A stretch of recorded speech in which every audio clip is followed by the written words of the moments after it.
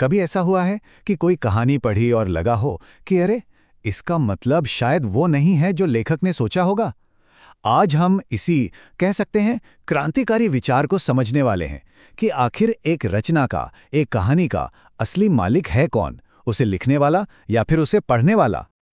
और देखिए, इस सवाल की जड़ें ना एक और सवाल में है। एक फ्रांसीसी विचारक थे, रोलां बार्थ। उन्होंने बाल्जाक का एक उपन्यास सारासीन का एक हिस्सा पढ़ा और पढ़ते पढ़ते उनके दिमाग में आया, यार ये जो लाइनें हैं ये बोल कौन रहा है? क्या ये कहानी का कोई कैरेक्टर है या फिर खुद लेखक बाल्जाक बोल रहे हैं? सच तो यह है कि पता लगाना लगभग नामुमकिन है। और बस यहीं पर बार्थ एक बड़ा ही चौंकाने वाला दावा करते हैं।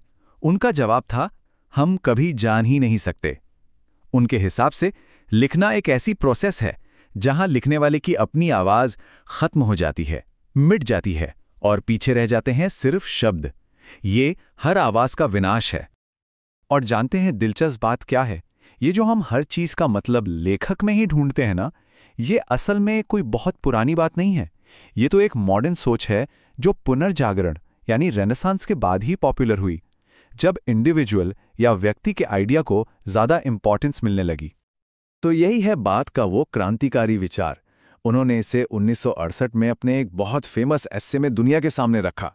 और सच कहूं, ये एक ऐसा आइडिया था जिसने लिटरेचर की दुनिया में जैसे एक भूचाल ही ला दिया। यहां बार्थ दो चीजों में एक बड़ा मजेदार फर्क बताते हैं। देखिए, एक तरफ है हमारा ट्रेडिशनल लेखक, जो एक तरह से भगवान जैसा है, अपनी कहानी को एक फिक्स्ड मतलब देता है। और दूसरी तरफ है स्क्रिप्टर। स्क्रिप्टर कौन है? वो बस एक कॉपी करने वाला है, जो पहले से मौजूद आइडियाज और शब्दों को बस एक साथ जोड़ देता है।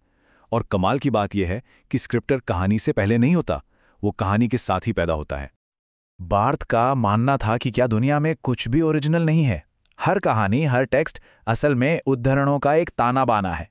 इसका मतलब यह है कि वो भाषा, कल्चर और पुरानी कहानियों का एक मिक्सचर है। तो लेखक कोई क्रिएटर नहीं हुआ, वो तो बस एक तरह का अरेंजर है जो इन सब धागों को लेकर एक साथ बुन देता है।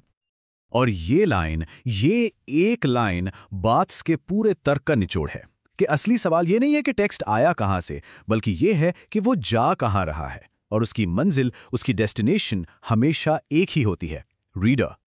तो फिर लेखक की मौत का सीधा नतीजा क्या निकला? पाठक का जन्म। सोचिए, अगर कहानी का मतलब लेखक नहीं दे रहा, तो फिर कौन दे रहा है?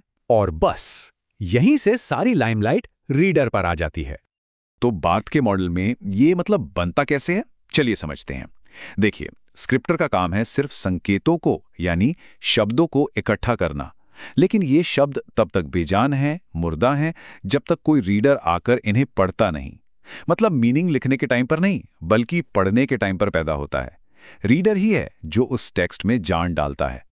तो सवाल उठता है कि बात को आखिर लेखक से इतनी प्रॉब्लम क्या थी? देखिए, उनके मुताबिक जब भी हम किसी कहानी को लेखक की जिंदगी या उसके इरादों से जोड़कर देखते हैं, तो हम उस कहानी को एक पिंजरे में कैद कर देते हैं। हम उसके हजारों अलग अलग मतलब निकलने की संभावना को ही खत्म कर देते हैं। लेकिन क्या यही पूरी कहानी है? क्या बार्थ की बात 100% सही है? क्या लेखक सच में मर चुका है? चलिए अब जरा कुछ दूसरे नजरियों और आलोचनाओं पर भी एक नजर डालते हैं। एक बात समझनी बहुत जरूरी है, बार्थ का ये आइडिया कोई हवा में से नहीं आया था। उनसे पहले भी टी.एस. एलियट जैसे बड़े विचारकों ने और न्यू क्रिटिसिज्म जैसे मूवमेंट्स ने लेखक की भूमिका को कम करने और टेक्स्ट को अपने आप में पूरा मानने की बात कही थी। और यहीं पर सबसे बड़ा सवाल खड़ा होता है, क्या ये एक या तो ये या वो वाली सिचुएशन है? क्या ऐसा नहीं हो सकता कि पाठक और लेखक दोनों एक साथ मौजूद हों? तो एक ज्यादा बैलेंस्ड व्यू ये कहता है कि मीनिंग यानी अर्थ किसी एक की जागीर नहीं है, ये एक पार्टनरशिप है।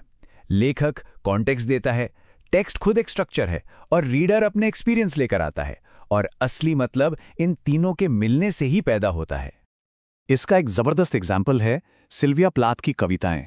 जैसे ही हमें पता चलता है कि अरे ये कविता तो प्लाथ ने लिखी है, हम फौरन उसे उनकी जिंदगी और उनकी दुखद मौत के कॉन्टेक्स्ट में पढ़ने लगते हैं। और ऐसा करते ही कविता के बिल्कुल नए और गहरे मतलब सामने आने लगते हैं। ये वो मतलब है जो शायद हमें कभी पता ही नहीं चलते अगर हमें लेखक का नाम ना पता होता। तो सवाल यह है कि आज की तारीख में बार्थ के इस आइडिया की क्या अहमियत है, देखिए, भले ही आज ज्यादातर लोग ये ना मानते हों कि लेखक पूरी तरह से मर चुका है, लेकिन एक बात तो पक्की है, इस आइडिया ने लिटरेचर को देखने का हमारा नजरिया हमेशा हमेशा के लिए बदल दिया। तो इस पूरी बातचीत से हम क्या लेकर जाएं? सबसे पहली बात, बार्थ ने रीडर को पावर दी। उन्होंने इस पुराने आइडिया को चैलेंज किया कि किसी कहानी का बस एक ही सही मतलब हो सकता है। उनकी वजह से ही हम ये समझे कि एक बार कोई चीज छप गई तो वो सिर्फ लेखक की नहीं रह जाती। और हाँ, आज एक बैलेंस नजरिया इसे लेखक, टेक्स्ट और रीडर के बीच एक पार्टनरशिप के तौर पर देखता है। तो आखिर में हम कह सकते हैं कि भले ही लेखक पूरी तरह से मरा ना हो, लेकिन बार्थ के जबरदस्त विचार ने ये पक्का कर दिया है कि लेखक की जो तानाशाही चलती थी अपनी रचना पर, वो अब हमेशा के लिए खत्म हो चुकी है।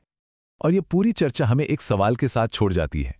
अगली बार जब कोई किताब उठाई जाए, कोई कविता या आर्टिकल पढ़ा जाए, तो ये सोचने वाली बात होगी कि उसका मतलब आखिर तय कौन कर रहा है, उसे लिखने वाला, वो शब्द खुद, या फिर उसे पढ़ने वाला।